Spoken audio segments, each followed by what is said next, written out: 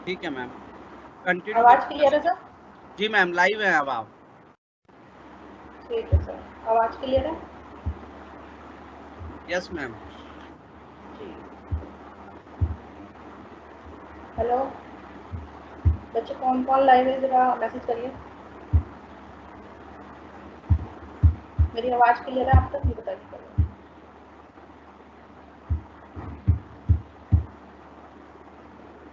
जो भी आज क्लास में आया है मैम एक बार। मैम आप कंटिन्यू कीजिए, ये ना वन वे कम्युनिकेशन है, इसमें बच्चे आपको चैट के थ्रू बात करेंगे बस। जी, ठीक है। मैंने तभी उनको बोला है कि जरा आप मैसेज करके बताइए कि मेरी हाँ आवाज जी, आप हाँ। तक आ रही ओके मैम। ओके। है। जी बच्चे, जरा मैसेज करिए फिर हम क्लास स्टार्ट करते हैं। आप एक बार मैसेज करिए कि आप तक मेरी आवाज आ रही है कि नहीं आ रही है।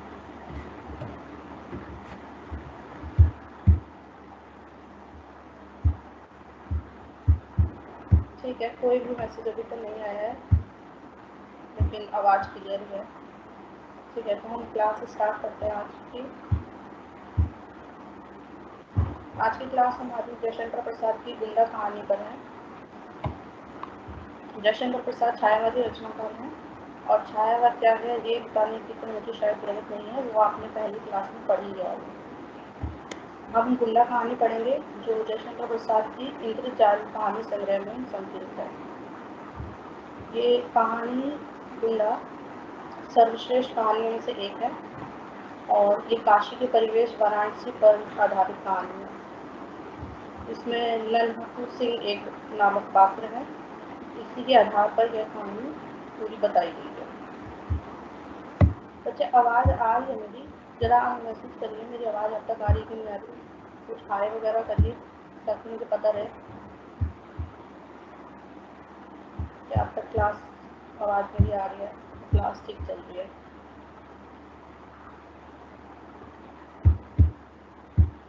सिमरन का एक मुझे मैसेज दिखाई दे रहा है। सिमरन, आप अगर लाइव हैं तो जरा मुझे मैसेज करिए।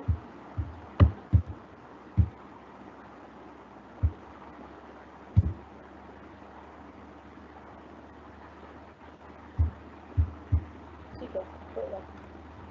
तो हम अपनी कहानी को शुरू करते हैं। गुंडा कहानी काशी के परिवेश वाराणसी पर आधारित कहानी है। इसमें काशी के परिवेश में जो भी घटनाएं घटित हो रही हैं उसको जयशंकर प्रसाद ने नन्हू सिंह के माध्यम से दिखाने का प्रयास किया है। नन्हू सिंह एक गुंडे के रूप में उभर कर सामने आता है इस कहानी में, और ये काशी के लोगों की, असहाय लोगों की, निर्धन लोगों की, और वहाँ के पर हो रहे अन्याय और अत्याचार के विरुद्ध ये लोगों की रक्षा करते हैं। अन्याय और अत्याचार जो खड़ा काशी में, जो जयशंकर प्रसाद ने इस कहानी में दिखाया है, वो क्यों खड़ा है, वो दिखाने का उन्होंने यही प्रयास किया है कि सामंतवादी व्यवस्था उस समय उभर रही थी, और यह कहानी ईसा के 18वीं सदी के अंतिम भाग की कहानी, अंतिम भाग को बताता है। ईसा के अंतिम भाग को बताता है इस कहानी में अंग्रेजी राज का अत्याचार बढ़ रहा था प्रजा के प्रति, और अन्याय बढ़ रहा था। लोगों पर काफ़ी बलपूर्वक शस्त्र अस्त्र के साथ काफ़ी उनका शोषण हो रहा था। इन सब से बचने के लिए एक नई सृष्टि और एक नए वर्ग का उदय दिखाया है गुंडा कहानी, और ये नया वर्ग नन्हू सिंह के माध्यम से दिखाया है। नन्हू सिंह जो इस कहानी का मुख्य पात्र है, आप याद कर लीजिएगा, इसके बारे में काफ़ी सवाल पूछे जाएंगे आपसे, और आपके जो सिलेबस दिया है, जो भी बुक दी है, उसके एंड में भी नन्हू सिंह का व्यक्तित्व पर एक क्वेश्चन लिखा हुआ है। तो अगर आपने कहानी पढ़ी है तो आप उसको अच्छे से समझ पाएंगे। अगर आपने कहानी पढ़ी है तो मुझे बताइए, अगर आपने कहानी नहीं पढ़ी है तो भी आप बताइए। आप मैसेज करिए तो उसमें मैं पढ़ लूँ।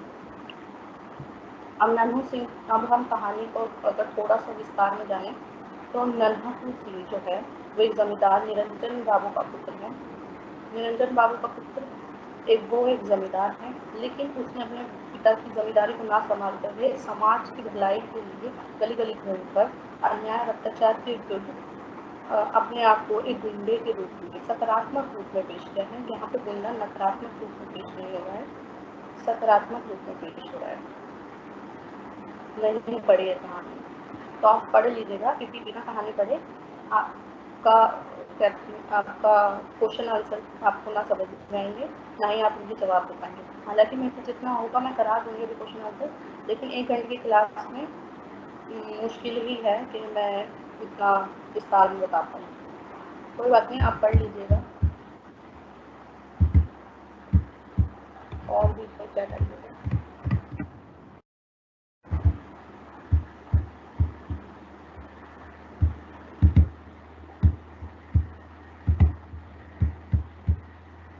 ठीक है।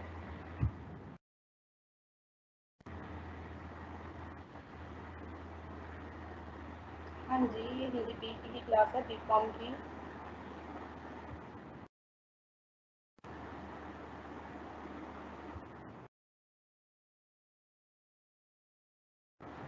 ठीक है। इस कहानी में नन्हू सिंह जो पात्र है वह लोगों के भलाई के लिए गली गली घूमता है, और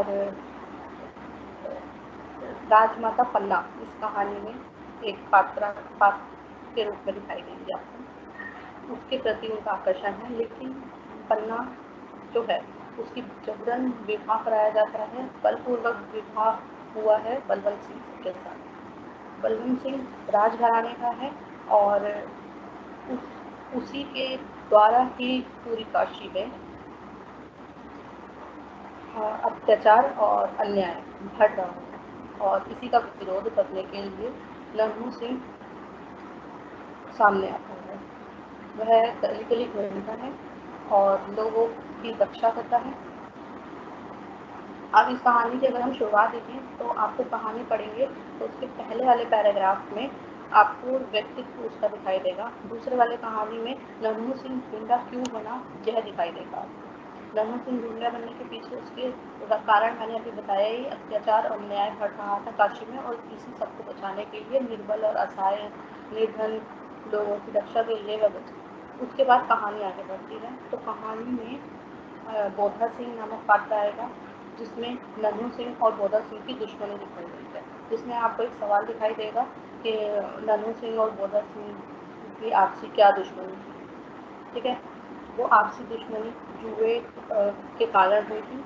जुए के कारण उनका आपसी मतभेद इतना बढ़ गया था कि वो एक दूसरे के घोर विरोधी हो गए थे। बात इतनी बढ़ गई थी तो एक दूसरे के सामने तक में। फिर कहानी आगे बढ़ती है, इसमें एक दुलारी नाम की पात्र आएगी। दुलारी एक उपेक्षित वर्ग से संबंधित है, और वह उपेक्षित वर्ग का मतलब आपको पता है तो बताइए। उपेक्षित वर्ग का मतलब होता है, शायद नहीं पता होगा। उपेक्षित वर्ग का मतलब यहाँ पर बताया है जो लोगों का मनोरंजन करती है, नृत्य और गाना, ये सब करके वह लोगों का मन बहला के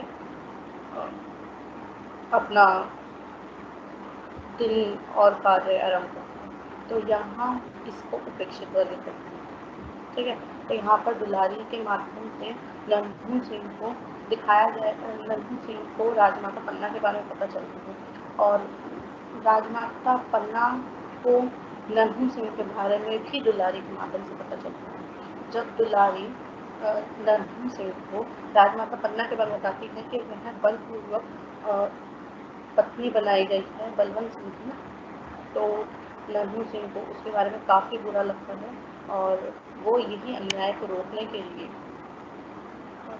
बलवंत सिंह से लड़ाई करता है, और राजमाता पन्ना और उसके बच्चे चेत सिंह को छुड़ाने के लिए आगे आता है।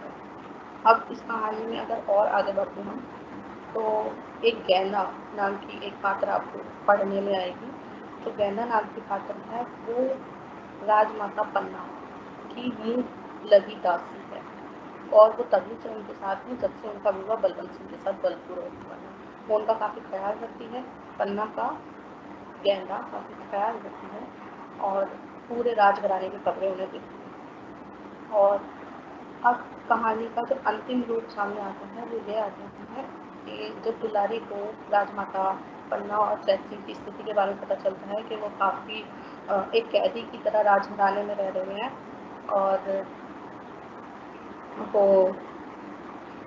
उनकी स्वतंत्रता, उनकी आज़ादी, इच्छाएं, अभिलाषाएं कोई भी मायने नहीं रखती है बलवंत सिंह के लिए और उनको एक बंदी की तरह रखा गया है राजघराने में। तो नन्हू सिंह अपने साथियों के साथ रात के समय में उनको राजघराने से भगाने के लिए एक डोंगी तैयार करता है और राजघराने के पिछले दरवाजे से उनको भगाने की कोशिश करता है और वो कामयाब भी हो जाता है, लेकिन किसी को खबर लग जाती है राजघराने में से और जिसमें से बलवंत को पता चलता है। तो वहाँ पर नन्हू सिंह और उनके साथियों की और बलवंत सिंह की आपसी काफ़ी लड़ाई होती है और लड़ाई में नन्हू सिंह मारा जाता है, लेकिन नन्हू सिंह वहाँ पर उस अत्याचार को रोककर और अन्याय को रोककर और राजघराने से राजमाता पन्ना और उसके पुत्र चैत सिंह को आज़ाद करा दिया। अब यहाँ पर दो प्रेम संबंध दिखाई देंगे हमें कहानी में। जब राजमाता पन्ना को नन्हू सिंह के बारे में पता चलता है तो उनको उसकी तरफ आकर्षण होता है। दूसरा, जब नन्हू सिंह को पन्ना के बारे में पता चलता है तो वहाँ पर उनका आकर्षण होता है। तो ये आकर्षण उनका सुनने से हुआ है, आपसी देखने पर इतना नहीं हुआ है, बस उनके बारे में सुना है कि वो ऐसी है वो ऐसी है, तो उनका आकर्षण हुआ। दूसरा, जो दुलारी है, जो नन्हू सिंह को सारी बातें बताती है, वो भी उनके प्रति एक आकर्षण होती है। ठीक है, तो ये सब कहानी है और ये गुंडा कहानी नन्हू सिंह को केंद्र रखकर और उसी के इर्द गिर्द ही आपको दिखाई देगी। और ये कहानी जयशंकर प्रसाद ने काशी की स्थिति को दिखाया है और वहाँ के परिवेश को दिखाया है, क्योंकि काशी नगरी धर्म की नगरी मानी जाती है और उसी धर्म की नगरी में अत्याचार और अन्याय काफ़ी बढ़ गया था, जिसके माध्यम से उन्होंने गुंडा कहानी की रचना की और नन्हू सिंह के माध्यम से वहाँ पर हो रहे अन्याय और अत्याचार को कैसे रोका, किस तरीके से रोका, इसको दिखाने का प्रयास उन्होंने अपनी इस कहानी में किया। ठीक है, तो ये छोटी सी कहानी है, कुछ ज़्यादा बड़ी कहानी नहीं है। ठीक है, इसके नोट्स जैसे आपने बोला, इसके नोट्स की भी कोई ज़रूरत नहीं है, क्योंकि जो नोट्स आपको दिए गए होंगे वो इतिहास के दिए गए, हिंदी साहित्य का इतिहास का मैंने देखा था। आधुनिक काल आपको मैडम पढ़ा रही होंगी तो उसके नोट्स लेंगे, बट कहानी के या उपन्यास के निबंध के कोई नोट्स नहीं होते हैं। आपको पहले कहानी पढ़नी है, मैं यहाँ समझा दूँगी, क्वेश्चन आंसर्स कराऊँगी और जो भी आपके सिलेबस में मुश्किल शब्द या पदक्रम जो भी हैं वो मैं क्लास में कराऊँगी। और उसके अलावा आपको कोई परेशानी आती है तो मैं लास्ट के 10 मिनट में आपकी सारे सवालों के जवाब मैं आपको दे दूँगी। ठीक है, अभी आपको कहानी अगर नहीं समझ में आई है तो मुझे बता दीजिए कमेंट करके, उसके बाद मैं क्वेश्चन आंसर शुरू करती हूँ। बताइए जरा।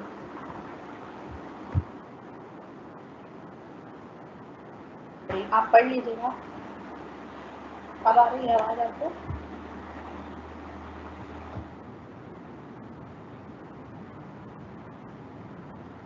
ये जयशंकर प्रसाद की कहानी है गुंडा कहानी।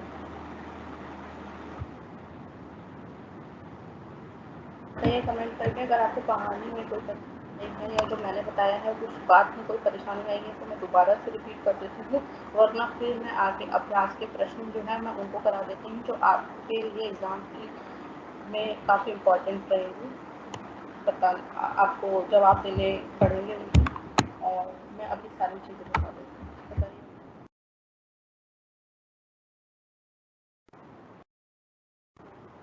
शुरू करूँ फिर या आपको अभी कहानी में कुछ जानना है? अच्छा बच्चे, आपका बिल्कुल जरा आप बताएंगे मैंने सही बोला कि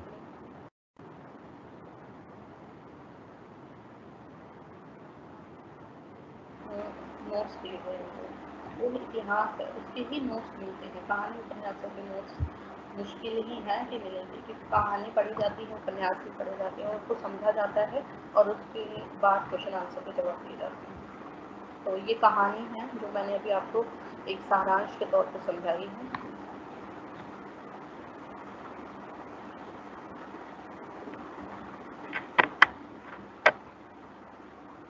अब आवाज़ क्लियर आ रही है ना? देखिए आप बताइए आवाज़ क्लियर है?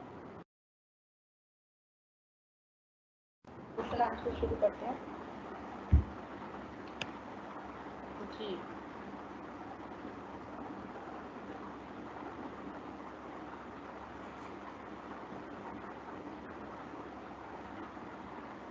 इतनी बड़ी कहानी नहीं है कि मैं इसको आपको नोट्स बना के दूँ, ठीक है।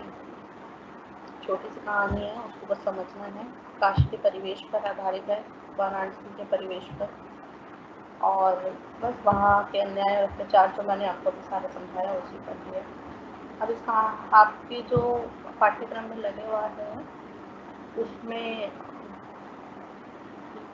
प्रश्न पहला है कि गुंडा नन्हू सिंह के व्यक्तित्व पर निर्भर है।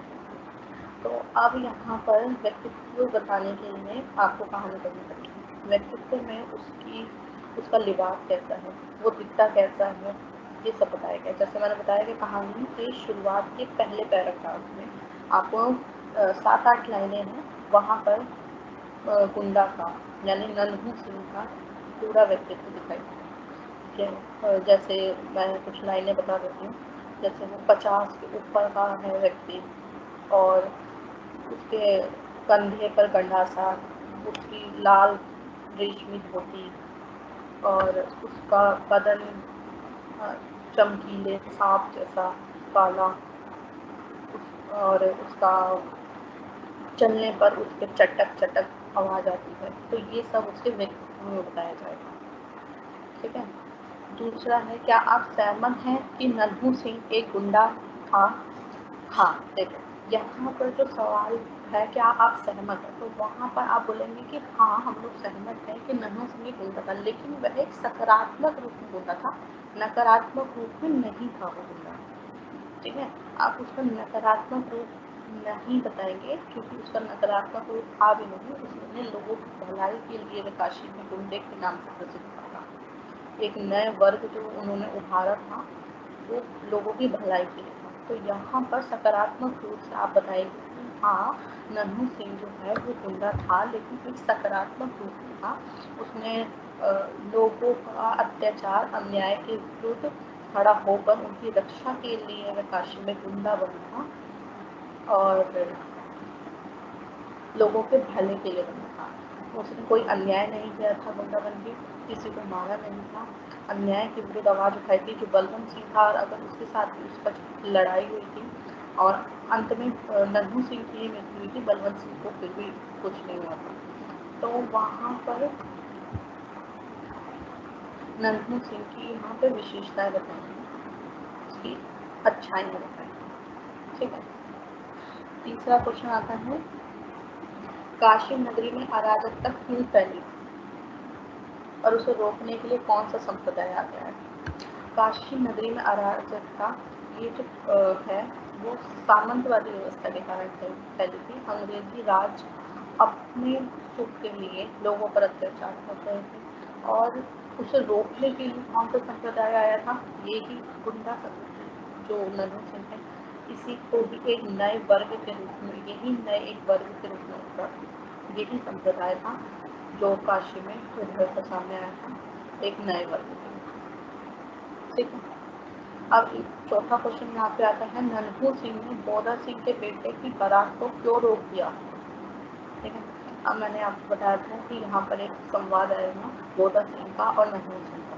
वो इसलिए रोक दिया था क्योंकि नन्हू सिंह और बोधा सिंह की जुए में आज से काफ़ी लड़ाई हो गई थी, काफ़ी रंजिश हो गई थी, जिस कारण वह उनके बीच में मनमुटाव भी बढ़ गया था, और बात इतनी ज़्यादा बढ़ गई थी कि खून खराबा होने की वजह था, उसके अलावा कुछ नहीं था, ठीक है। और इसलिए जब उसको पता चला था नन्हू सिंह को चढ़ाई पर कि यहाँ से बोधा सिंह की बेटी की बारात जाएगी, तो वहाँ पर वो गंडासा लेकर खड़ा हो गया था कि पिछली लड़ाई अभी हमारी बाकी है, तो अभी लड़ाई हम करेंगे, उसके बाद जो जिंदा बचेगा वो आगे बढ़ेगा, ठीक है। तो इस वजह यही कारण था कि बोधा सिंह के बेटे की बारात रुकवाई। लेकिन यहाँ पर मैं एक चीज़ और बता दूँ कि बोधा सिंह के बेटे की नन्हू सिंह ने बारात तो रुकवाई थी, लेकिन बोधा सिंह नन्हू सिंह के व्यक्तित्व और उसके गुस्से को देख के बारात अपने बेटे की बारात में शामिल ना होकर उसने बारात को आगे भेजा था। और जब ये बात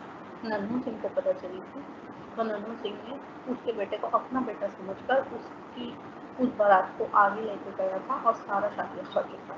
तो यहाँ पर भी गोदा सिंह की अच्छाई दिखाई दी थी कि बेटे से या और किसी के साथ उसने कोई रंजिश नहीं रखी थी।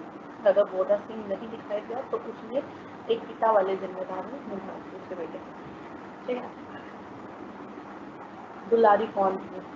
मैंने बताया अभी कि उपेक्षित वर्ग से संबंधित नारी है। दुलारी जो लोगों का मनोरंजन करती है, गाना और नृत्य ये सब काम करके वह अपना पेट पालती है और एक उपेक्षित वर्ग से है, लेकिन उसमें मानवीयता है, कहानी में बढ़ेंगे और खुददारी भी है, ठीक है। ये इस सवाल का जवाब है। अब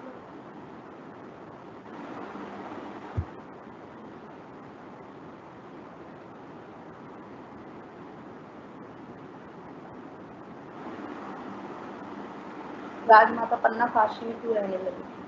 तो राजमाता पन्ना काशी में इसलिए रहने लगी थी क्योंकि उसकी बलपूर्वक शादी हुई थी बलवंत सिंह के द्वारा, इसलिए वह काशी में रहने लगी। रेजिडेंट मार्कहोम द्वारा राजा को दिए गए पत्र में क्या लिखा हुआ था?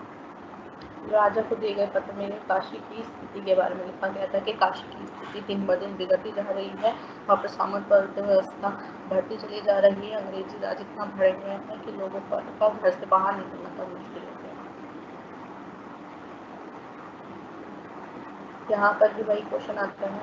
16 अगस्त 1781 की काशी की राजनीतिक स्थिति क्या थी? राजनीतिक स्थिति वही थी, वो काफ़ी खराब थी, काफ़ी दंगे आतंक का माहौल था, भय का माहौल था और लोगों पर काफ़ी अत्याचार हो रहे थे और उसके लिए प्रशासन कोई काम नहीं कर रहा था, ठीक है। उसके बाद आता है संगठित सत्ता का विरोध संगठित माध्यम से ही हो सकता है, गुंडा कहानी के माध्यम से इसे स्पष्ट, ठीक है। इसका जवाब आप बताएंगे? बताइए जरा, इसका जवाब बताइए जरा। मैंने पूरी कहानी आपको समझाई है और आपने भी शायद नोट्स में पढ़ी होगी, क्योंकि क्लास लेने से पहले क्लास की थोड़ी तो तैयारी आपने भी करी होगी कि आज सेशन के साथ की गुंडा कहानी पढ़ाई जाएगी। तो बताइए जरा, नहीं तो फिर अभी मैं बताती हूँ, ठीक है। और यहाँ पर शब्दों के अर्थ पूछे हैं। अब शब्दों के ये 8-10 वर्ड हैं, ये अगर आपको आते हैं तो आप बताइए, नहीं आते हैं तो भी मुझे बताइए, क्योंकि मैं बताऊँगी।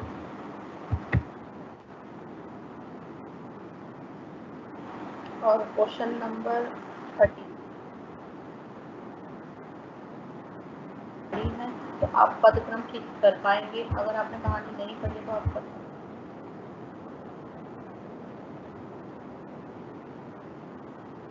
अभी मैं तो करा ही दूंगी।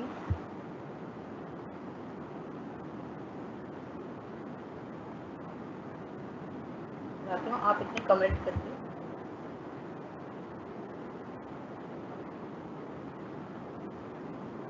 शब्दों के अर्थ,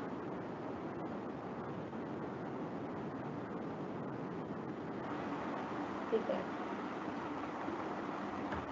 मैं ये करा देती हूँ, ये मेरे पास कुछ लिखे हुए हैं, इसमें से मैं करा देती हूँ।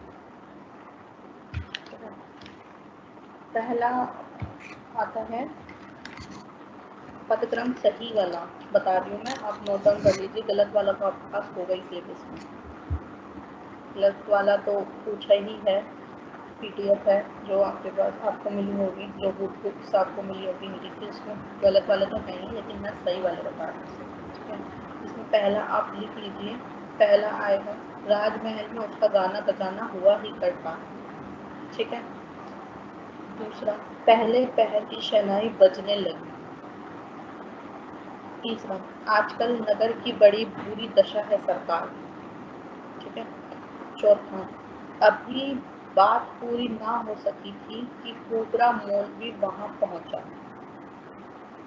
पांचवा, गुंडे का एक एक अंग कटकर वहीं गिरने लगा, वह काशी का गुंडा था, ठीक है। तो ये पांचों क्रम मैंने आपको बता दिए हैं, दोबारा रिपीट करने को तो बता दीजिएगा, नहीं तो करवा दूँ। और मुश्किल वर्ड जो है शब्दों के अर्थ वो भी बताइए, और आपका कोई सवाल हो तो वो भी बताइए, मैं अभी आपको बता दूँगी जवाब।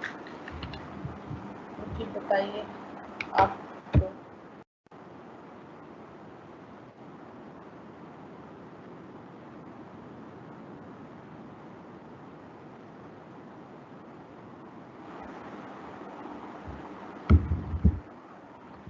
पूछिए, आप सवाल पूछिए। ठीक है, इतने शब्दों के अर्थ करते हैं। शब्दों के अर्थ में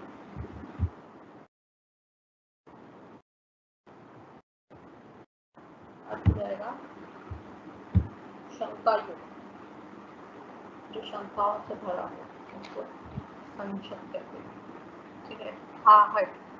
आहट का मतलब होता है कि बहुत ही धीमी गति या बहुत ही धीमी आवाज, आहट कहते हैं। रमणी। रमणी का अर्थ होगा आनंद देने वाला। ठीक है, उसके बाद होता है सचेत। सचेत का मतलब होता है सावधान।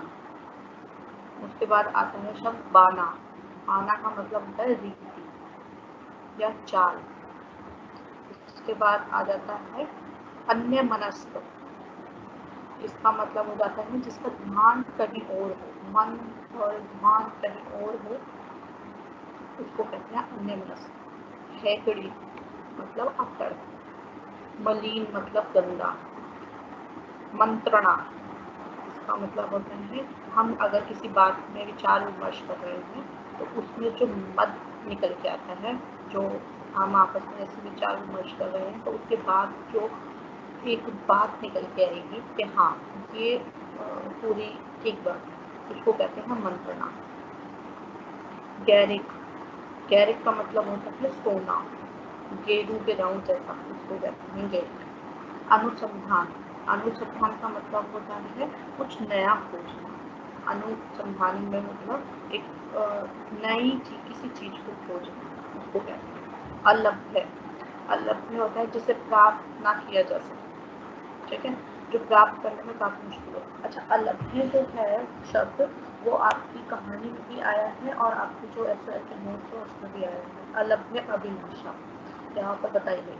तो अलभ्य अभिलाषा का मतलब होता है जो बहुत ही मुश्किल हो, और अभिलाषा का मतलब होता है इच्छा, जो बहुत ही मुश्किल, जो जिसको पाना बहुत ही कठिन हो, ऐसी इच्छा अलभ्य अभिलाषा, इसका ये मतलब।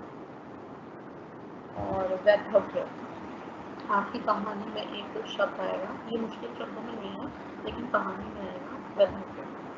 इसमें वैधव्य का मतलब होता है विधवा जैसी स्थिति।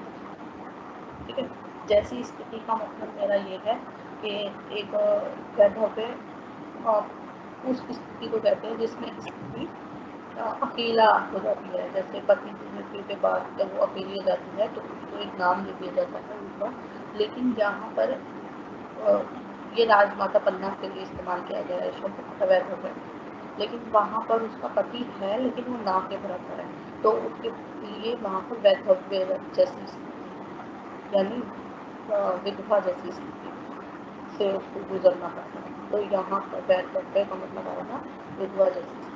ठीक है, और ये राजमाता पन्ना के लिए उपयोग किया है। तो आप अगर एग्जाम में मुश्किल शब्द पूछते हैं तो मैंने आज की कहानी के जो भी पाठ्यक्रम में मुश्किल शब्द थे वो मैंने करा दिए। अब आप बताइए।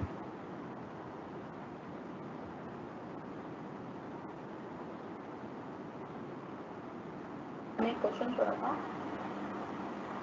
कि संगठित सत्ता का विरोध संगठित माध्यम से ही हो सकता है, गुंडा गाने के माध्यम से लगे। देखिए, संगठित सत्ता, जहाँ पर अंग्रेजी राज की बात की गई है या राज घराने की बात की गई है, वहाँ पर संगठित सत्ता है, यानी बलवंत सिंह और उसकी काफ़ी सहपाठी हैं और उनका पूरा राज घराना है और उसकी काफ़ी बड़े उच्च स्तर पर काफ़ी उसकी चलती है। ठीक है, और उसका विरोध करने के लिए एक संगठित ही समूह सामने आए। एक अकेला इंसान संगठित सत्ता का विरोध नहीं कर सकता। यहाँ पर संगठित सत्ता, यहाँ पर बलवंत सिंह अंग्रेजी राज घराना होता है, और यहाँ पर विरोध किसने किया है?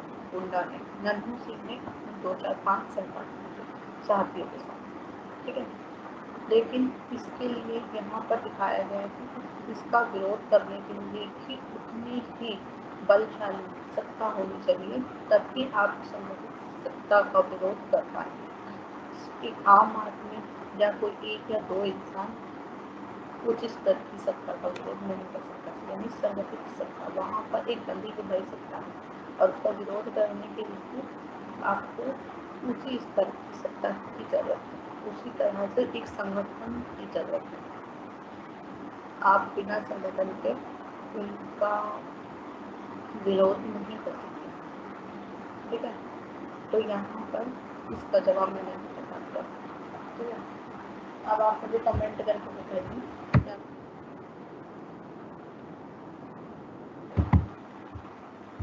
बोलिए आप। मेरी कहानी मैंने बता दी है और आपको कुछ पूछना हो तो बताइए। आज की कहानी यही थी, गुंडा कहानी, जिसको मैंने समझा दिया सारांश में, उसके क्वेश्चन आंसर भी करा दिए हैं और उनके पदक्रम भी करा दिए हैं और शब्दों के अर्थ भी मैंने बता दिए हैं। अगर आपको कुछ पूछना है तो आप बताइए।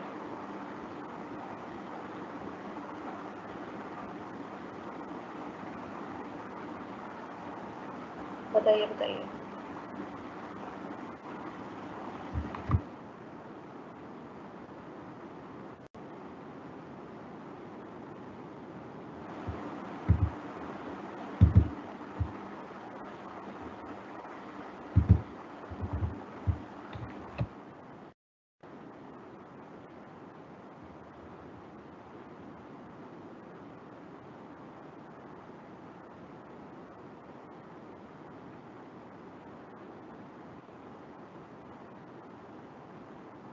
मैंने पढ़ी है मैं।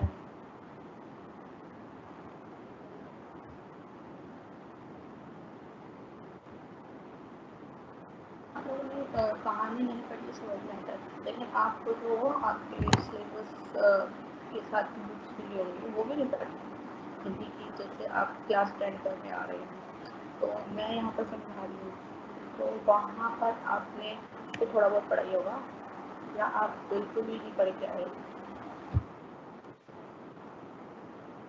बताइए। बुक्स आपको मिली होंगी और उसमें सारा दे रखा होगा आपको चैप्टर जो भी आपके पास सिलेबस का होगा, तो आपने वो भी नहीं पढ़ा।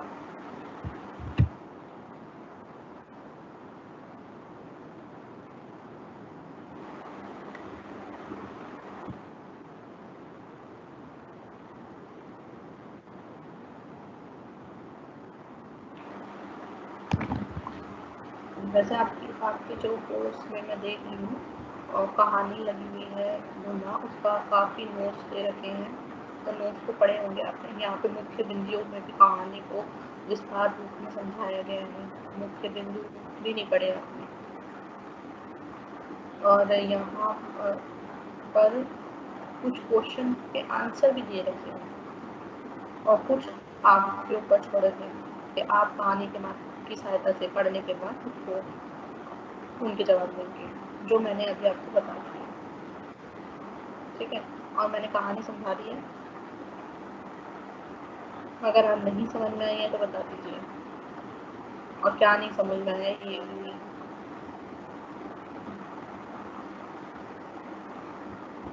बताइए। अच्छा, जो ये आपके पास क्वेश्चन आंसर है, इसको भी समझाने की जरूरत है?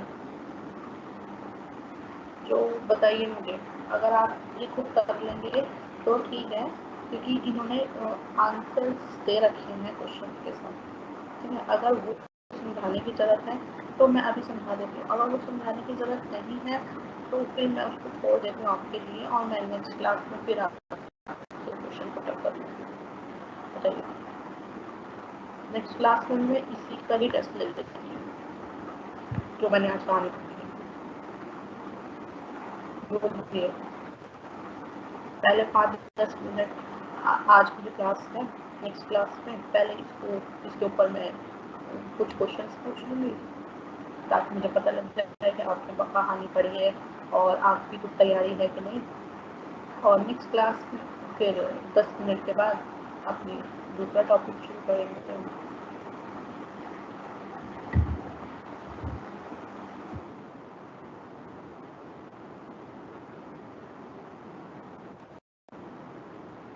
तो और मुझे बताओ जो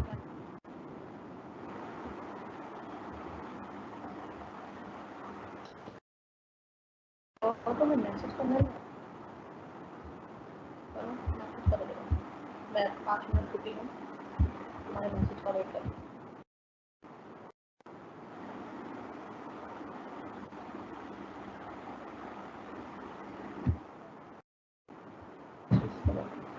क्योंकि मैं ऐसे ही समझाती रहूँगी और तुम्हें मतलब समझ में आ रहा है कि नहीं आ रहा है, मुझे ये भी तो पता चले कि तुम्हें समझ में आ रहा है कि नहीं आ रहा है।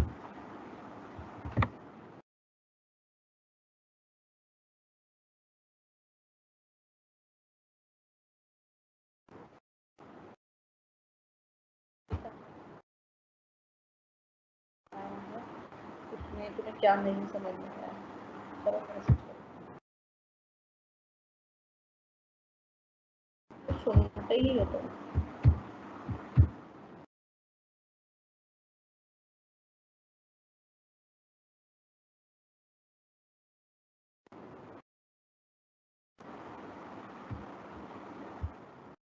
बेटा मैसेज करो, क्योंकि कहानी मैंने पूरी कर दी है, उसके क्वेश्चन आंसर भी मैंने कर दिए हैं और सारी चीज़ें जो आज का टॉपिक था वो मैंने पूरा करा दिया। अब आपके ऊपर में आपको समझ में आया है नहीं आया है, तो क्या नहीं समझ में आया है, क्या मुझे अभी समझाना है, क्योंकि अभी क्लास है और मैं समझा देती हूँ। फिर नेक्स्ट क्लास में आप पूछेंगे तो फिर नेक्स्ट टॉपिक कवर करना होगा, तो फिर दिक्कत आएगी।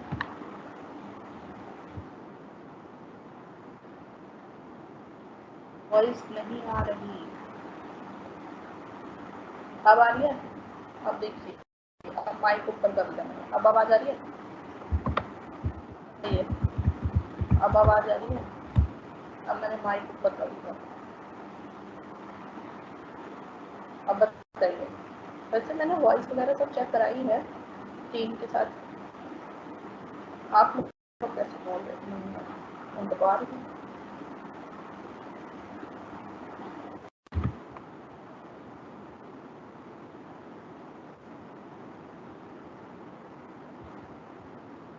बोलो, अब सही है आवाज?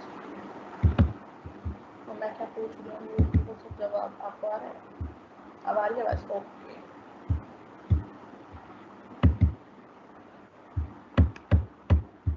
बताओ मैंने क्या पूछा है, उसका जवाब दो।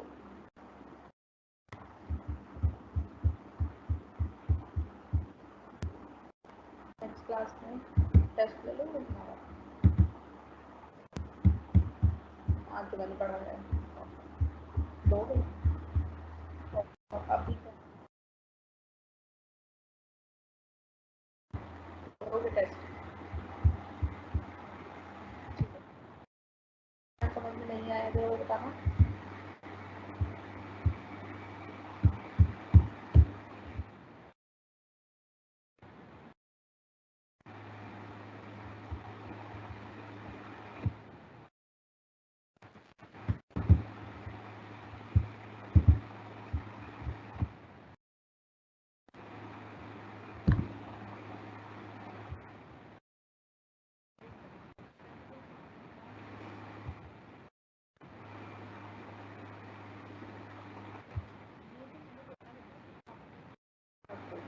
मुश्किल लगी है ये हिंदी, लिखना तो ऐसे ही पड़ेगा, क्योंकि हिंदी में तो ऐसे लिखते, हिंदी में अब इंग्लिश तो लिखोगे नहीं, तो व्याख्या लिखोगे, डिटेल तो लिखोगे नहीं, वो जो करेक्टर नहीं लिख सकते। तो हिंदी तो हिंदी होती है, हिंदी तो ऐसे लिखनी होती है।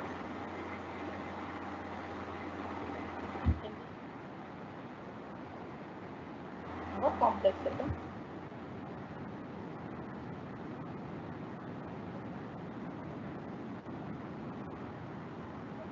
तो ग्रुप बना ले, ये बात कर रहे हो आप?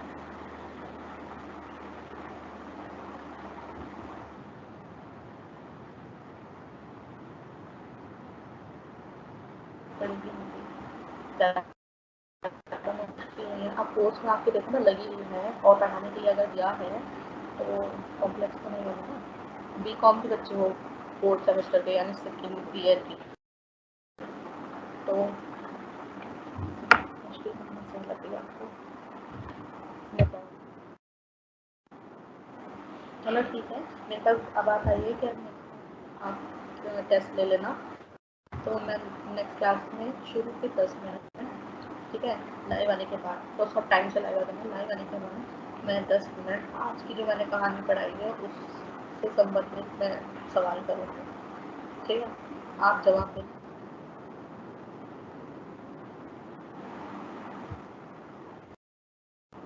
बोलूँगी ना तो फिर समझ में नहीं आएगा, फिर जाएगा, फिर खुद कहोगे कि बहुत जल्दी समझा दिया। और इतना समझाना चाहिए, इतनी स्पीड रहनी चाहिए ना कि सबको समझ में आए। आपके लिए धीरे होगा, किसी के लिए तेज होगा, तो सबका देखना पड़ता है।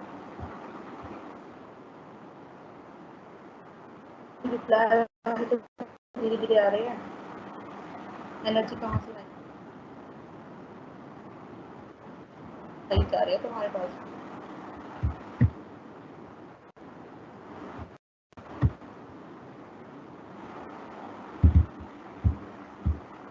बताओ आज की कहाँ, अच्छा एक सवाल बताओ, आप आज की कहानी तुम समझ में आएगी और आज आज कुछ पूछना है।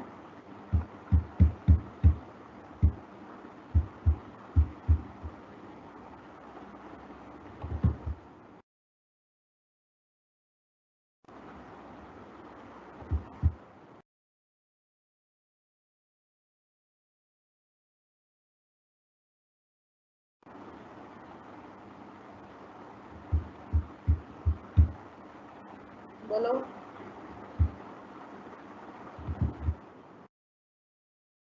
बताओ जरा, ये जो मैंने पूछा है तुमसे कि तुम्हारे नोट्स में, तुम्हारी सिलेबस में, तुम्हारी बुक्स में जो क्वेश्चन आंसर्स दे रखे हैं उनको समझाने की ज़रूरत है? अगर नहीं है उनको समझाने की ज़रूरत तो फिर मैं छोड़ देती हूँ, क्यों, जो अगर खुद ही कर लोगे तो कर ही लोगे। अगर समझाने की ज़रूरत है तो बताओ, फिर मैं अभी समझाती हूँ।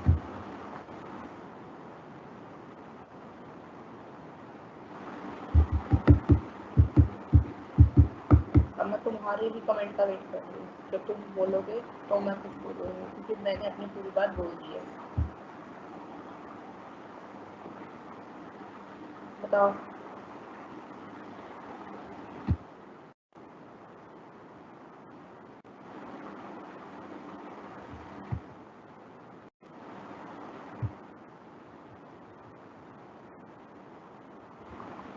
बड़े अच्छे बच्चे हो,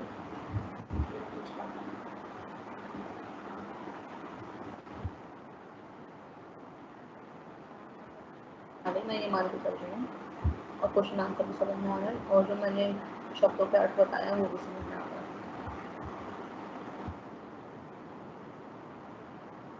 क्लास में ये मत बोलना कि आदत से बताओ आज कहानी।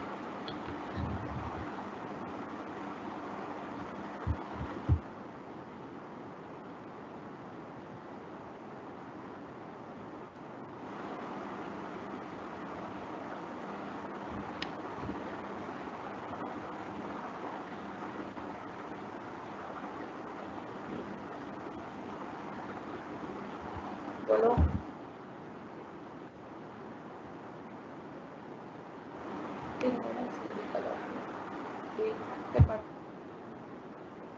पढ़ाने में बड़ा फर्क आता है।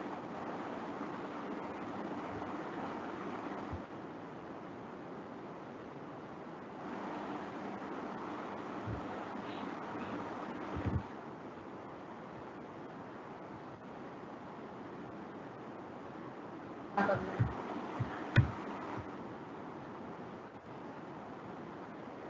Yes.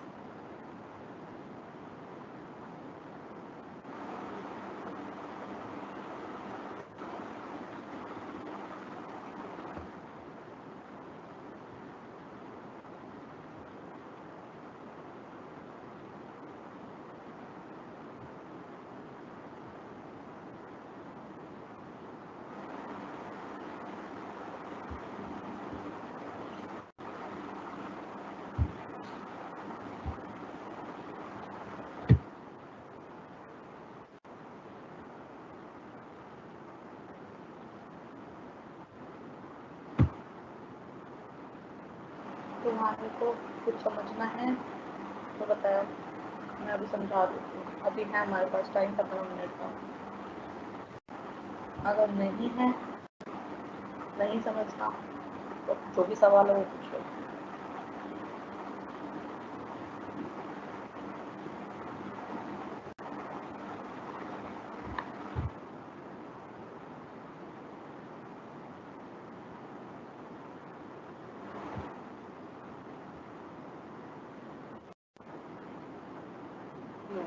और पूरी कहानी पढ़ाने का टाइम हमारे पास नहीं होता है। 1 घंटे के अंदर अगर मैं पूरी कहानी पढ़ने लग जाऊँ तो बहुत मुश्किल हो जाएगी, क्योंकि पूरी 1 घंटा पूरी कहानी चलेगी, उसके बाद फिर आपको समझाना पड़ेगा, फिर क्वेश्चन आंसर। तो हम लोगों का ये रहता है कि खुद भी पढ़ ली और आप लोगों ने भी पढ़ ली हो, तो मिलकर डिस्कस कर लेंगे उस कहानी को, और क्वेश्चन आंसर मैं करा दूँगी, और बाकी जो भी आप क्वेश्चन होंगे वो मैं सॉल्व कर दूँगी।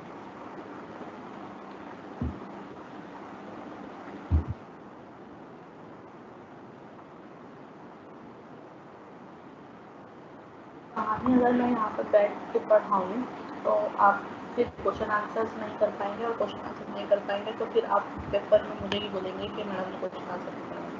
इसलिए क्वेश्चन आंसर कराना और अपनी कहानी को या उपन्यास को छोटे में समझा देना, यही 1 घंटे की क्लास में नहीं हो पाता है कॉन्सेंट्रेशन में।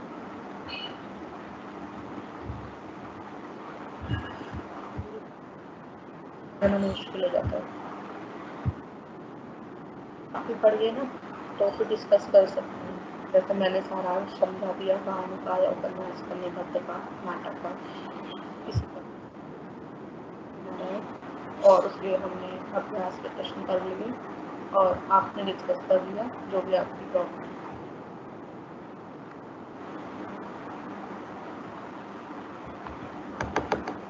मतलब अब आप लोग कमेंट नहीं कर रहे हैं, तो मतलब आपको कहानी समझ में आ गई होगी, और मैंने जो क्वेश्चन आंसर कराए हैं वो भी आपको समझ में आ गए होंगे, और जो पदक्रम सही कराए हैं वो शायद आप लिख लिए होंगे। इतनी ही उम्मीद कर सकती हूँ। मुझे यहाँ पर दिख तो रहा नहीं है कि आप क्या कर रहे थे क्या नहीं कर रहे। मैं यही मान के चलती हूँ कि आपने पदक्रम लिख लिए हैं, और जो मैंने अभी शब्दों के अर्थ बताए थे वो भी लिख लिए हैं, ठीक है। और क्वेश्चन आंसर आपको जो मैंने अभी कराए हैं वो आपने अच्छे से समझ लिए होंगे कि किसका जवाब कैसे देना। अगर नहीं समझाया तो वो भी पूछ लो आज की क्लास में।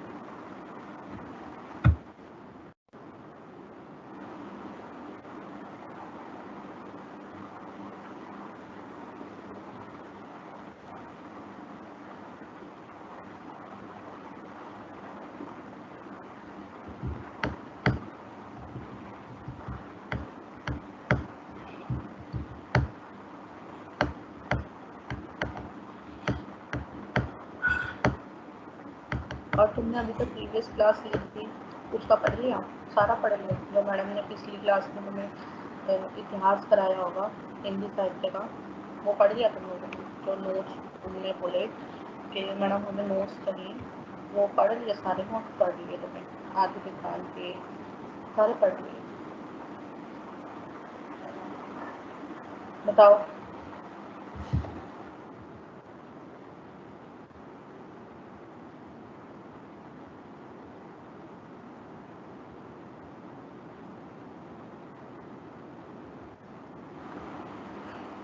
बच्चे तुम क्लास में नोट्स लेने नहीं आते क्या? खुद से पढ़ते हो? खुद से भी कहाँ पढ़े हो? अगर नोट्स ले ही रहे हो तो खुद से पढ़ने वाली बात हो गई। तो खुद से भी कहाँ पढ़े कहानी?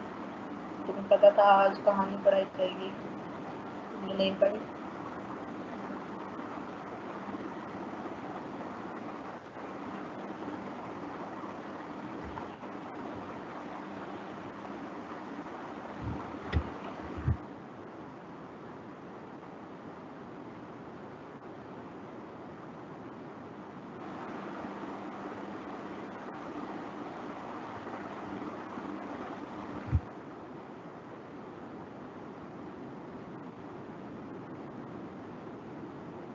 और मैंने आज का अपना टॉपिक क्लियर कर दिया है और टॉपिक अच्छे से समझा भी दिया है,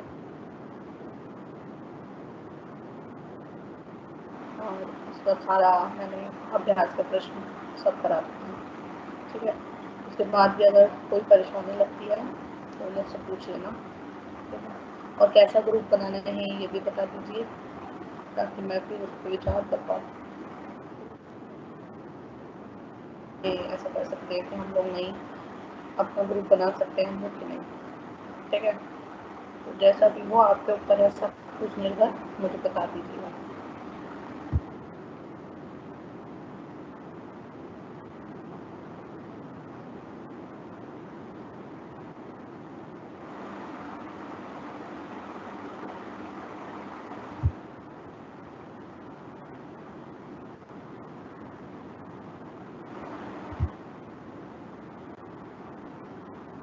बताओ।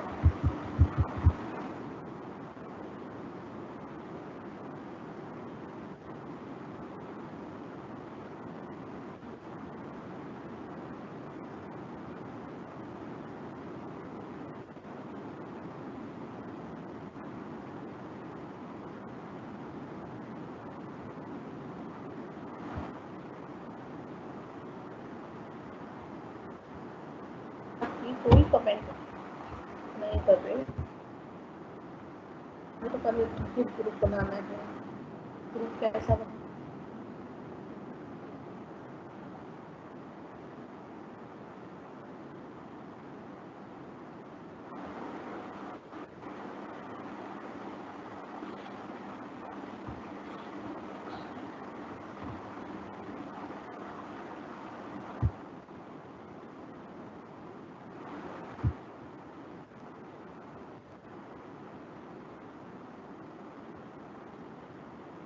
आज की जो क्लास है वो पूरी हो गई है, ठीक है। और कहानी जो आज का टॉपिक था, छोटी सी कहानी थी जो जिंदा, उसको मैंने करा दिया है, और साथ में क्वेश्चन आंसर भी करा दिया है, और पूरा सारांश मैंने समझा दिया है। और सभी पात्रों के नाम जो आपके नोट्स में नहीं दिए वो भी मैंने बता दिए हैं कि कौन कौन से पात्र हैं और उनका क्या किससे क्या संबंध है, ठीक है। और काशी के परिवेश पर आधारित है ये मैंने भी बता दिया, और जयशंकर प्रसाद ने क्यों रचना करके इस कहानी की मैंने ये भी बता दिया, ठीक है। तो टाइम ऑलमोस्ट हो ही गया है, और आप लोगों के अभी कोई कमेंट आ भी नहीं रहे हैं, तो मैं ये मान के चल रही हूँ कि आप लोगों को कोई सवाल नहीं है आज की क्लास से, और सब कुछ समझ में आ ही गया है। तो ठीक है, अच्छी बात है, वैसे भी आसान सा है।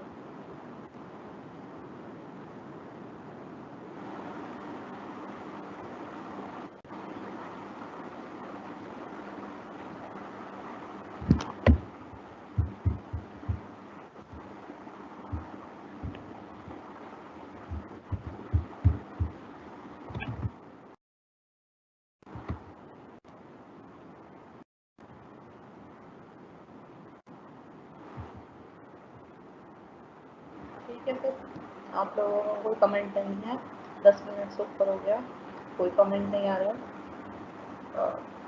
कुछ बात भी नहीं है आपको करनी, कुछ पूछना भी नहीं है, कोई क्वेरी भी नहीं है, कुछ समझ में नहीं आया ऐसा भी नहीं है, तो ठीक है, बहुत अच्छी बात है कि आपको अच्छे से समझ में आ गया। और आप नेक्स्ट क्लास में टेस्ट के लिए तैयार रहना, ठीक है। शुरू के 10 मिनट में पहले टेस्ट लूँगी आज के, ठीक है। आज जो मैंने कहानी पढ़ाई है उसका शुरू के 10 मिनट में मैं पहले टेस्ट लूँगी, और फिर नया टॉपिक स्टार्ट तभी करूँगी जब आप जवाब दे पाएंगे, ठीक है। वैसे भी 5 मिनट रह गए हैं, मेरे पास लेफ्ट है,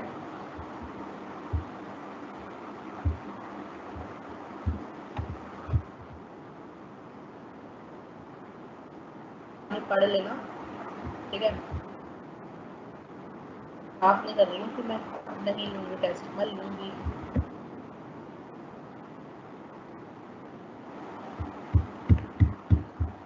आप लोग अपना ध्यान रखना, और आज की कहानी को पढ़ लेना अच्छे से। और नेक्स्ट क्लास कल है, टेस्ट कीजिएगा पहले, उसके बाद हम नया टॉपिक स्टार्ट करेंगे और फिर आखिरी में 10 मिनट में ऐसे छोड़ दूँगी, आपको जो भी पूछना होगा पूछ लेना।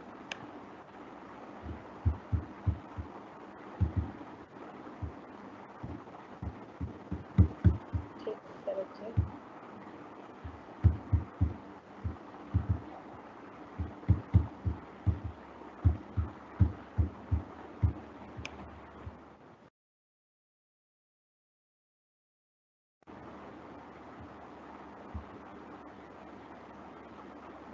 ठीक है,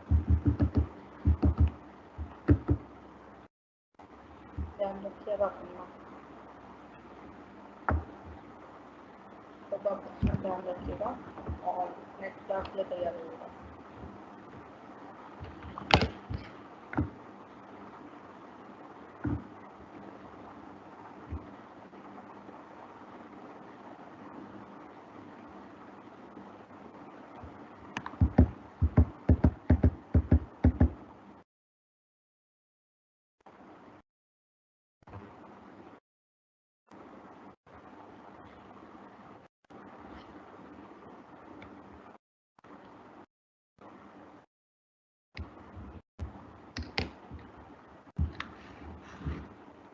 मैम एंड करा दे क्लास? हाँ जी।